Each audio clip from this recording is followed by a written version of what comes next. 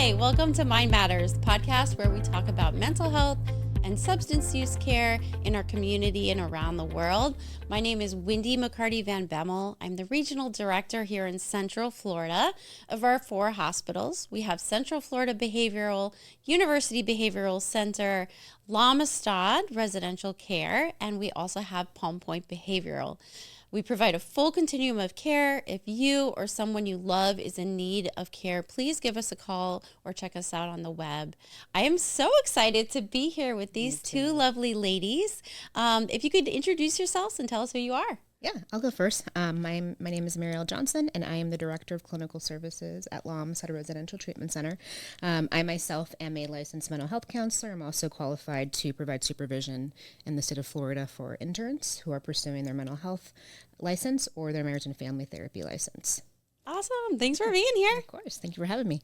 My name is Gabriella Deambrosio. Thank you for having me here. I'm an educational consultant, which is a very unique role, but I basically help families find the right care and treatment for their children in need.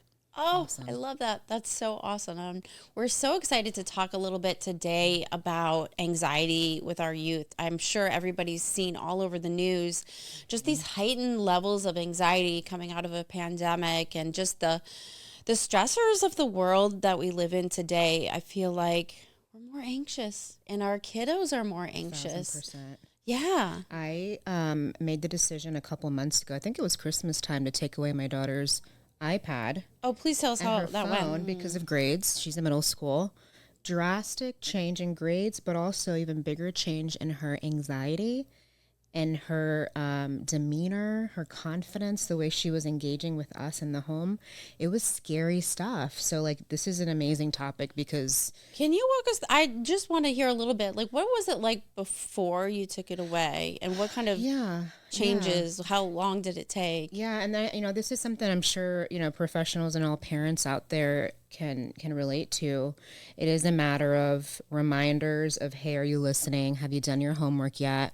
Who are you talking to? Even for me, the sense of paranoia of what is she doing on there? Because as a professional, I unfortunately hear all the horror stories about, what social media can offer. A lot of tears, friend drama, bullying, things that, are on there that she can't unread. It's just there. And so she's just seeing it over and over again versus when we were growing up, it was maybe a bad phone call and we would hang up. Right. And it was done. It took, I would say, a month of detoxing of right? Are you sure? What can I do to earn it? And just so Did you take it out completely cold turkey? Cold turkey. And it took about a month. Mm-hmm. And it was these are expectations that we've already been, expressing and verbalizing to her. So it wasn't out of the blue, but it was a rough go around. And the thought came to mind too, should I do a complete technology detox, including TV and whatnot? But what rose to the top was better, healthier relationships, her really seeing the friendships that were willing to take an extra mile to communicate with her because they couldn't do it quickly. Different kid. What kind of changes did you see? Calmer, more patient. That would be the headline here. Less angry, less irritable, almost as if her tolerance for frustration was at a minimum. And so the way that she would respond to me and her little sister, because, our little sisters are so annoying sometimes, but just calmer and more patient and more maternal. I don't know if that makes any sense. No, that totally just more does. Maternal. I don't know if that's something more in touch with herself. Well, it's such an interesting thing that you just did that a month ago. I'm so glad. And just as a young person, I get a lot of flack sometimes because I take a conservative stance. I have a flip phone policy for some of my families, and really, if they only need it at that point. So I completely am proud of you because the dysregulation that ensued from taking it away must have been hard to bear for a while. And I'm a professional, so I can only imagine. Oh, professionalism goes out the window when you take a child's tablet. Let's be real. Their baby blanket. So what was that like so the other parents can hear that and work through it a little bit? I don't, shame is not the right word because I need to be gracious and non-judgmental with myself. as a parent post COVID and in that first generation where technology was, being introduced. So Yeah.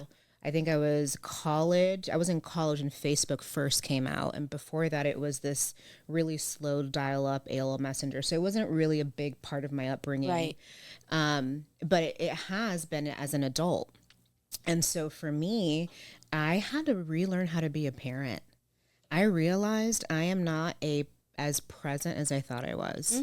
And I realized I'm not a on the floor playing, creating parent. I'm like, oh my gosh. I think a lot of parents can relate to that, and there's no shame in that. No, yeah. It was just more of a like, holy mackerel. Like, Yeah. I woke up too from a haze, I would say. Yeah. So part of my role in that was, okay, family dinners, doing homework together, putting my phone away, coordinating more activity, Modeling what you're more creative. Let's go get model clay. Let's get like stuff to make a fairy garden. Come outside with me. And you're cultivating that creativity and all the things that you kind of miss out on because you have that instant like endorphin rush when you're on your tablet or on your cell phone that you don't get when you're doing something, modeling play or whatever that might be. Incidentally, I think the students and the kids can handle that change better than the adults, though. I feel like getting the parents to get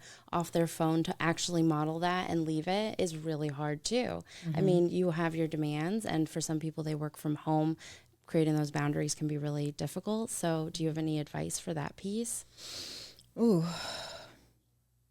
I think communication, and if you have the availability of a partner or support system, not doing it alone. And additionally, reframing your perspective on it. For us, the messaging was, this is going to be a restart because even mom needs to change some things, not just about you. I like that vulnerability and having everybody on board. It's just not just happening to you and understanding the why behind it. And I think it's individual for everybody too. Like, it doesn't mean you necessarily have to take all your screens away. It might look different for your family, from your family. But whatever that meant be, gaining what we're looking at. Like if we're seeing this anxiety in our kids, what are we doing about it? And I'm sure both of you can attest to this.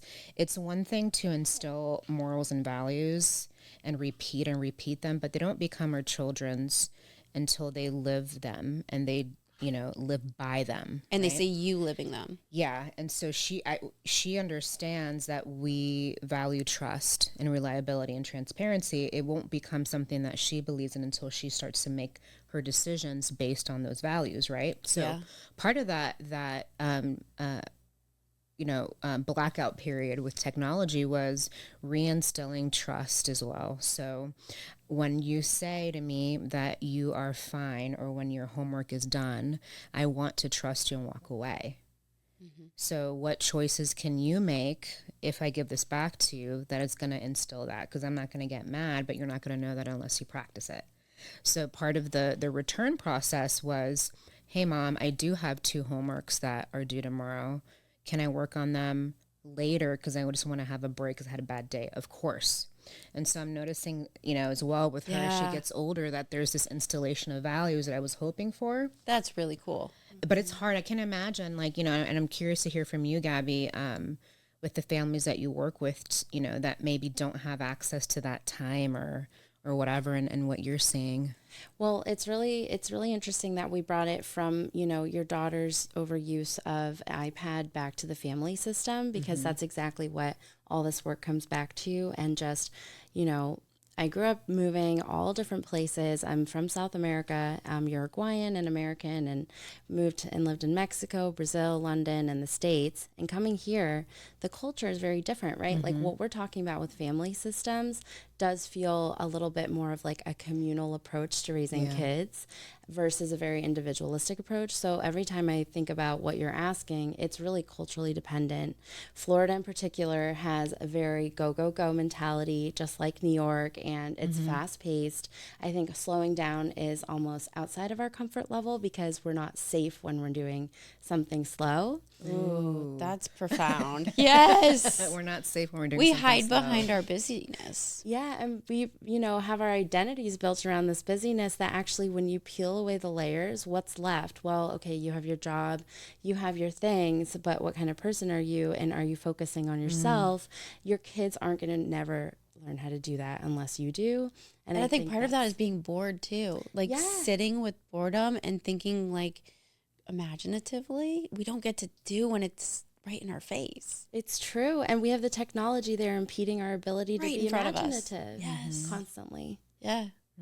So that's really what I'm on a mission really to like bring fierce optimism to families, because what you're talking about is we're so far away from our natural state as humans.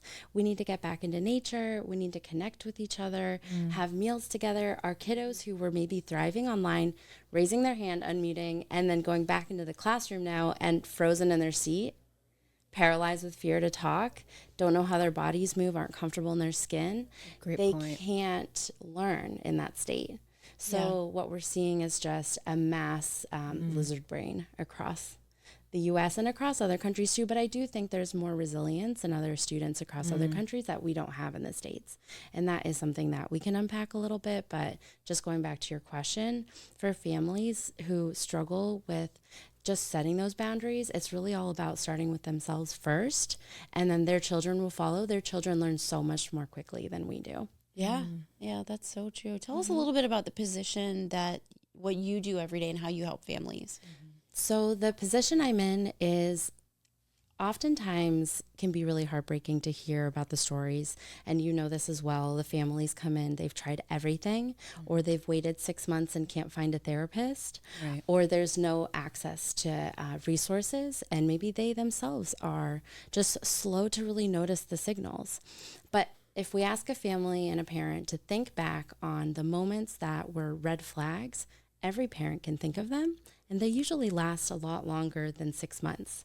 They're usually there 2-3 years before they say anything. And so today really is a mission of preventative care. If you hire an ed consultant, the point of them is to assess the situation and find the local resources to provide you. And if you don't have access to local, you do branch out. And it's called an educational consultant? Educational consultant, yep. And so I'm part of the IECA, it's Independent Educational Consultants Association. I have a small leadership position there, so we help to advocate, and we go down to DC and we lobby because there's a lot of lacking oversight on therapeutic treatment centers. And that's basically why I got into this, because I remember working at a boarding school, and we had all these issues with students being suicidal, having really scary symptoms, and our counselors were in and out of the ER with them, ill-equipped on the boarding site to take care of them. It was an absolute disaster waiting to happen. So I remember thinking, well, who is equipped for this? And La Amistad was one of the first that I visited because I came down to Florida, did a Florida tour with my mentor. I remember that. Yeah, it was about 2.5, 3 years ago now.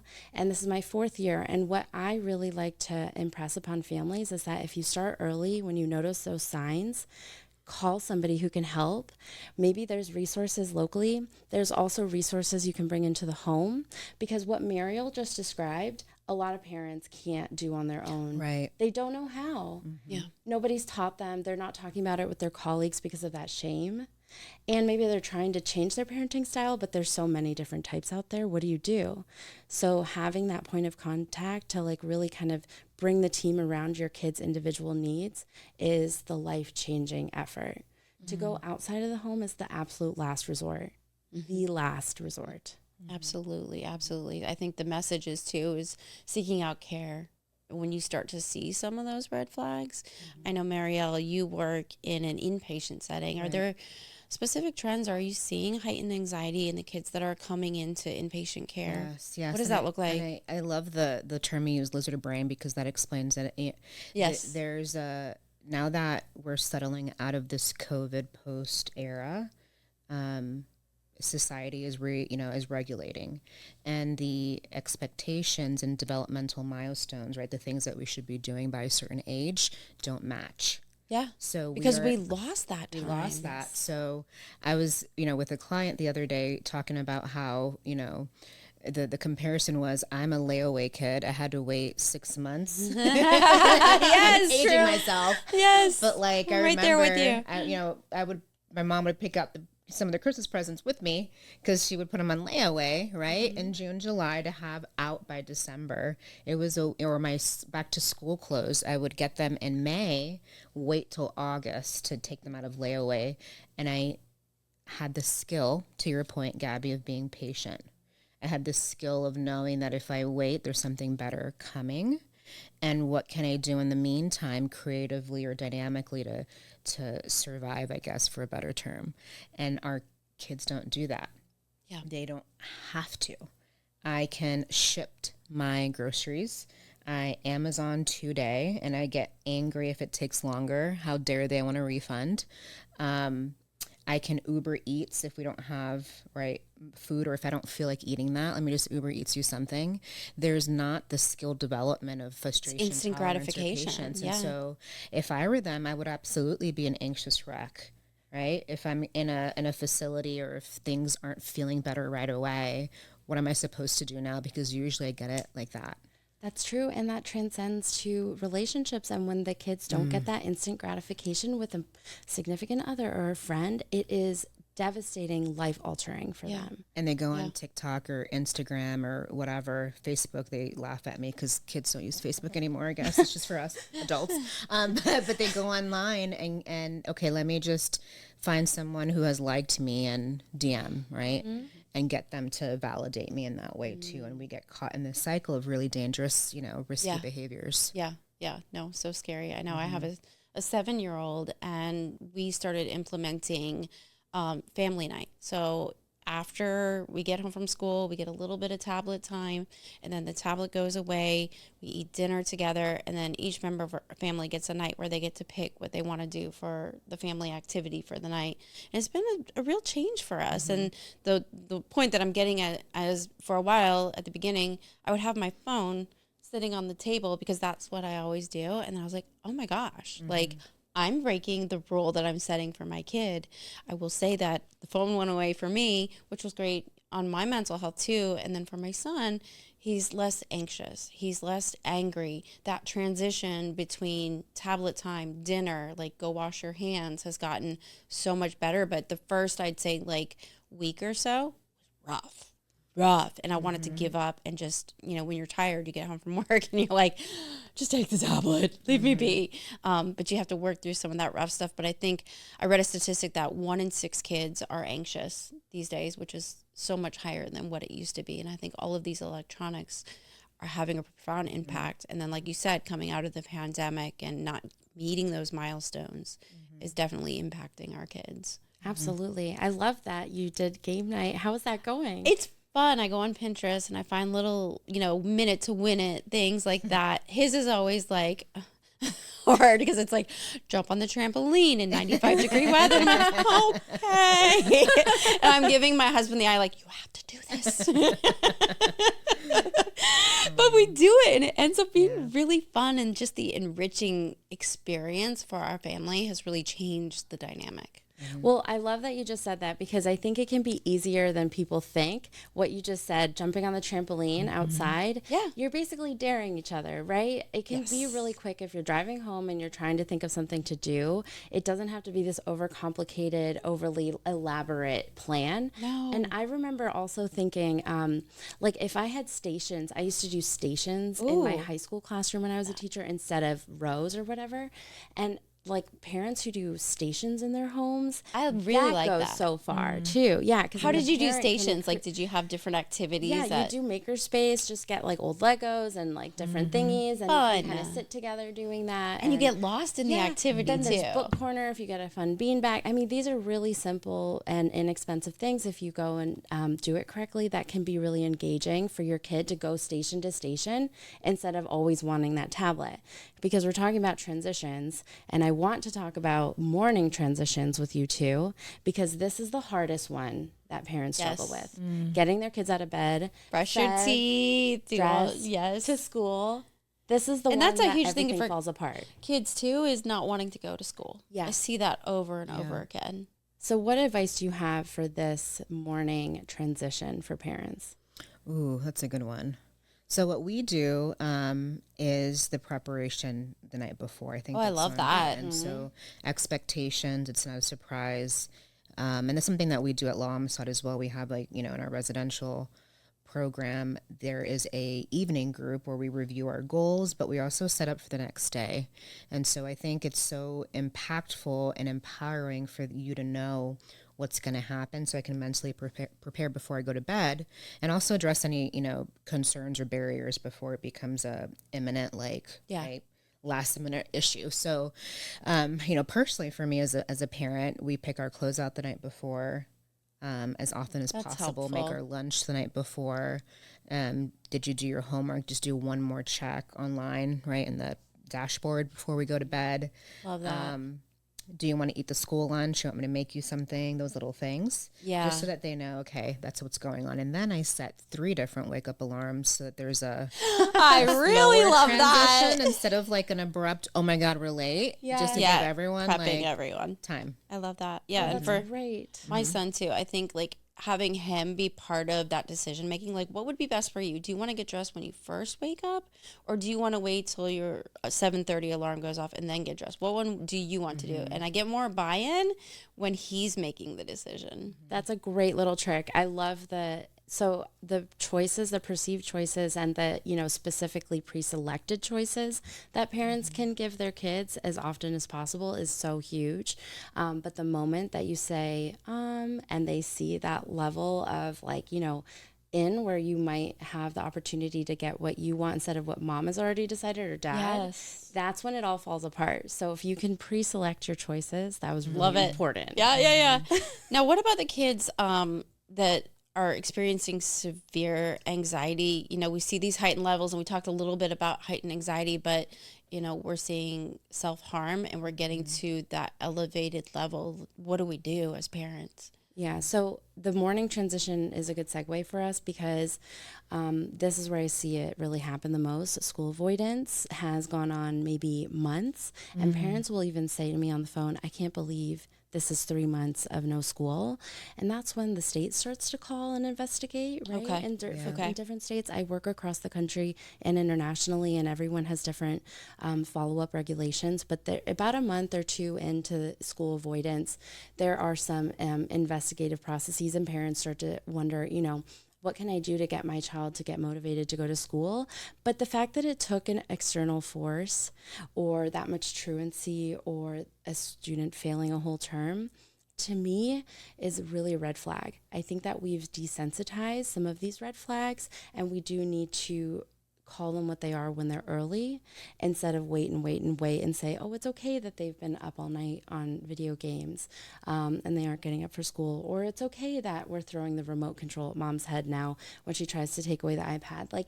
These are not okay things that I continuously see when kids are really dependent on their technology or they're really school avoidant. Things get aggressive verbally, and they always escalate to aggression physically. And so when those early signs start to percolate, that's when the call needs to be made. The schools aren't going to know about La Amistad or about educational advocates and consultants and educational planners. They won't know about that. So, and the therapists sometimes recommend the most local insurance-based program just because that's all they know. Right. Sure. Right? So to be able to find somebody to actually curate, individual resources for your kid is really difficult. So, as far as finding somebody that can do that, having a case manager is the first step, right? And then after that, everything falls into place. At least a social worker or somebody who can look up, who are the therapists nearby, because when it gets to that level, no amount of persuasion will get the kid out of bed into school. There needs to be somebody else in the picture to help do it therapeutically and safely and model it in the home before things escalate. And to have somebody come in the home shouldn't be a shameful experience. It's really a learning experience. And I think a lot of parents avoid it until it's Imagine it's scary, Yeah. you know, like coming to terms and letting someone from the outside in on getting a remote thrown at your head or the levels of aggression. And sometimes you don't want to believe it. Like, you don't want your kid to be suffering or have to think about going into inpatient or, you know, what do you see at La Amistad with these heightened anxiety happening right now with our kids? Yeah, I think it's, exactly what Gabby said, in addition to social anxiety. Okay. There being maybe unspoken issues with fitting in, Yeah. or, bullying, harassment, things like that. And I also believe that the avoidance has to do with self-esteem and perceived competency. So I don't know what I'm doing. I don't know how to articulate that or ask for help. And so I happen to have a tummy ache today, so let me not do that. Yeah. And the third thing is the decreased skill when it comes to doing things that are not stimulating. Interesting. Our kiddos, our teens, adults, we have easy access to scroll and find something more fun, more bright, funnier, whatever, right? I don't have to tolerate being bored. I don't have to tolerate doing something that's like, meh. Yeah. So because of that, I confuse it as maybe I don't understand, I'm not smart enough, or I confuse that as I'm angry, this is dumb, and I don't feel like doing it, or I can't concentrate. And we have this snowball effect of, truancy or late assignments and poor grades because they don't have the skill set to sit there and learn how to do something that it sucks, that's boring, that doesn't make sense. Right. And part of that, though, is a good thing, right? What I see that's a positive is that our kiddos are very empowered.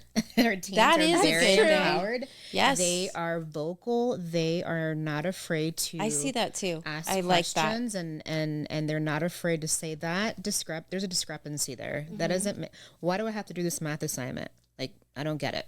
Yeah. That can be confused as opposition and defiance, but I love that. It means that you're not going to be someone who is a follower or who's going to do something that maybe violates their morals or ethics, So they're curious, handled well. That could be something that's very powerful. But so that doesn't make sense. I don't understand. Just do it.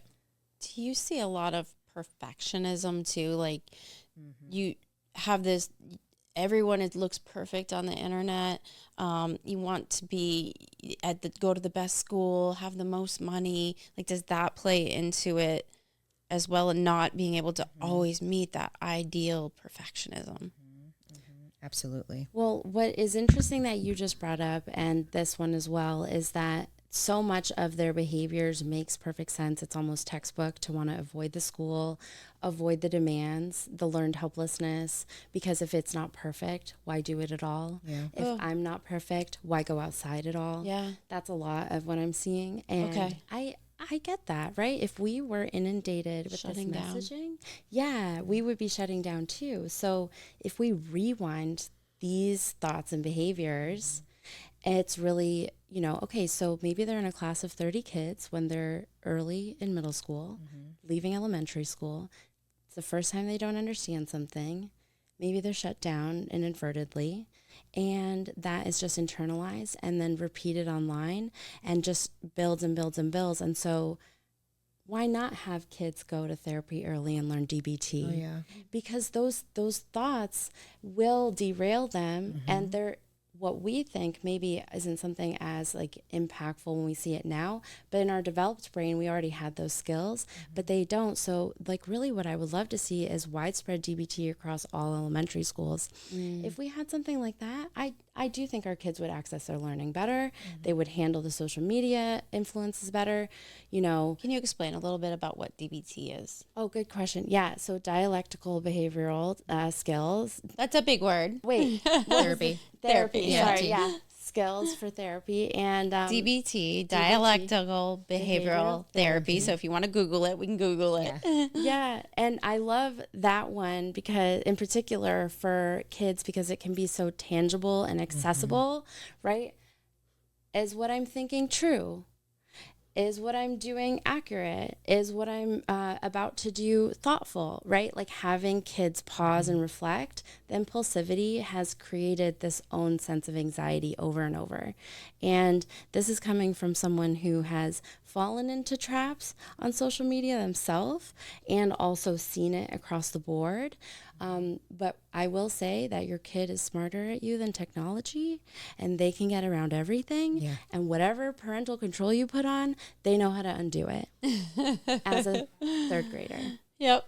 I'm looking in the camera because I see you, parent. That's so true. Yeah, so true. So true. Yeah. So, with the heightened anxiety that our kids are experiencing as parents who lived kind of in a different world than what our kids are going through, I think it's sometimes hard for us to understand, well, why don't you just go outside and play? Or, it's very, very different. And I think we're navigating this kind of just trial and error at this point because the world is so different and we have so many world stressors that we didn't have. And I feel like, at least I see this in my friends' kids, is just scared of what's going on in the world and, not having that just reassuring sense that maybe we grew up with. Well, you grew up in a land that didn't actually see the truth, right? Like we all did, because I think now we see what's going on in the world way more readily. Access. Yeah, Yes. So we are afraid of real things. These are true fears. And the kids going out and having a bad day, that's a true fear that could happen. The bullying, it's all true. It keeps happening to the kids. I believe them when they're telling me I'm scared to go to school. I'm scared to do this. I'm scared to go, to camp or whatever it is. That's the world that they grew up in, and it's a scary place. So ignorance is a little bit bliss, but at the same time, I don't think we do a good job of teaching our kids how to be consumers of media, because we could view it or pause it or consume it more appropriately where it doesn't inundate us with fear. Does that make sense? Yeah, that makes total sense. It's really It's good like point. a life skill at this point that we have to because we introduce. didn't have all access to these graphic things as little kids like they do. So yeah. So when children and youth go to Amistad for residential care, what does their daily schedule look like, or what kind of things do you guys work on? Yeah, it's a good, so inside out, right? And outside in at the same time. So we are healing, the emotions. We're processing family systems. If it's appropriate, there's psychiatric medications as well, because sometimes it is a chemical imbalance concern. And then we're rebuilding who they are, their identity, their self-esteem, with simple things, wearing a uniform so you don't have to worry about, what I'm wearing and how it compares to other people. I get to be the blank slate, and it's something less on my mind that I have to worry about. A sleep schedule. That's so important. Routine. Sleep is huge. At least once or twice a week I hear from someone. I've never eaten more regularly or slept as well as I have. As being in residential. Yep. And so there's not that like stimulation with the phone buzzing or the allure of watching another episode on Netflix, and because of, various family concerns with, work schedules or whatever, right? We don't get to have those maybe 3 meals a day. So they have that. We have wellness and recreation. They go to equine therapy, and then they're in school, right? So they're in school from equine therapy with horses. Yes, oh, that's cool. What do they do with the horses? So it's technically equine assisted therapy. Okay. They don't ride them, but there's something magical about having a emotionally aware, like, ton, right, as far as weight is concerned, animal meet you where you're at and stay calm and respond to how you're feeling. And I had to do it myself. It was so cool. I was anxious. The horse began to get skittish. Really? And nudge me in agitation. As soon as I calmed down and there was certain boundaries I had to respect for the horse, it settled. So it teaches a lot of insight and awareness for our patients that participate in that. That's really cool. But yeah, they're in school, so they're relearning executive functioning and organization and academics. I love that because it's the setting that you're having trouble with in the real world. So you're able to kind of model that and practice it. Yes. And then the social part on top of that. How can I have my peers there of both genders and they're saying jokes and I really want to distract myself, but I have to do this math assignment. And so we're learning those, that skill set. And then again, we have individual therapy, family therapy. They have group therapy every day. So we get to pause and relearn how to live from the basics, basically, so they can be successful when they leave. Oh, I love that. It gives you a chance to kind of reset. And I know you work very heavily with the family too, while the child is in care as well. So that's amazing. Yes, we're heavy on family systems. In fact, it's a requirement, parents or guardians, whoever's in the system, the more the merrier, but they have to participate in family therapy. They have to be willing to do their own work, even if it means, refining things that are already great. Still having them participate in that. And I think that's where we get a lot of bang for our buck. It's helping the parents, learn how to reparent, or sometimes even reparenting the parents themselves who don't realize, holy crap, I'm recreating stuff from my past. Yeah. Oh, generational trauma. Yes. Yeah. So just to kind of recap here, what are some symptoms that maybe a mom, dad, loved one should look out for and kind of put their finger on that are symptoms of anxiety? Well, so it was just, just a second to go back to Mariel. When you walk through Amistad, what I thought was really profound is just the sense of calm when you're walking around. The students aren't, when you're in a school, it can be very rushed and, anxiety inducing, overstimulating. And so when you're walking around Amistad and you know that the pace is at your own or meeting you where you're at, I do feel like it gives you the space to then access something else and ask questions you wouldn't normally do in a school building. So true. So you said kids are asking questions and they're curious. Well, those were the same kids that put their hoodies on and their head on their desk and didn't go. Yeah. Right. Or skip their test. Right. So that's a testament to what you're doing as well. Working on sites, though, I know that it's so grueling. Like, it is intense work every day. It's very demanding. You have all these kids around. Now, zooming out, traveling to more than 200 schools. I took a bunch of my students when I was working in California to over 50 universities, and then comparing that to the therapeutic schools and the boarding schools and the therapeutic treatment centers as well. I have to say that across the landscape of those 200, 12% have shut down since I started visiting 4 years ago, which is huge. That's a lot. And so what that tells me is that there's like a demand, but then there's not enough information to keep that system alive or working well, or it's not functioning well and the government isn't helping. And so having places like La Amistad that do mirror the world, where they're in school and not just in treatment for 30 days and have to go back. Yeah. Or they're trying to do something that is more integrated into the community by going out to equine and going out into the community, that holds more value. So the anxiety piece comes from isolation. When kids are isolating, the hoodie's on, the clothes aren't clean, there's stuff all over the room. These are really early signs. As soon as that starts to happen, it's the isolation. As soon as kids start to connect with each other, which often I don't see happen until after they get treatment, that's when the anxiety starts to reduce. And even kids who had all these profound learning disabilities go to a school or an environment where they can bloom, and all of a sudden their learning disabilities aren't so severe. There are things like that happen that are magnificent, miraculous, confusing, but really it comes down to prioritizing mental health over the achievements. Grades are indicative of things, but they're not everything. Oh, I love that you said that. Yeah. That's important. Yeah. Your child's happiness is so very, very important. Right. If we have to say one thing that instills hope, or you believe, what is hope for you in the role that you play in the job you do, what would it be? Oh, wow. That's a good question. What instills hope is when I hear my clients or my family start to plan, because it means that they see a future for themselves. Oh, yes. And they feel it and they know it in their Even heart. if it means when I discharge, they don't want to be there, but I'm going to go to, Universal. Yes. And on the inside, I'm like, that's amazing, because yesterday you didn't want to be alive. Yeah. Yeah. That's huge. Yeah, planning. I have chills just hearing that. What about for you, Gabby? Well, that's basically it, is what is the alternative? I'm hopeful because I know that at least in some capacity, we will find something that is better than the alternative, which we're seeing more and more, which is teen suicide. Yeah. Yeah, I agree.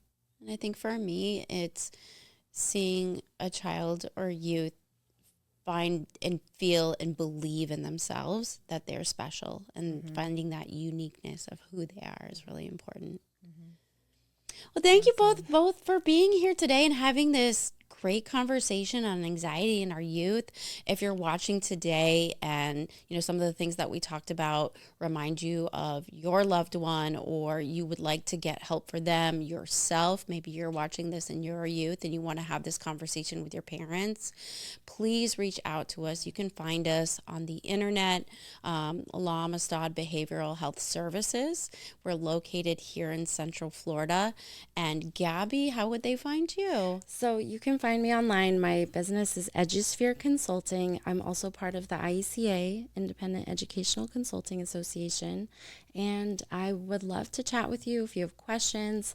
It's a confusing role, but I'm so honored to be here today. Thank you for having me. Thank you both for being here. Thanks for the great conversation, and thanks for watching today. We look forward to seeing you on another podcast, and have a great day.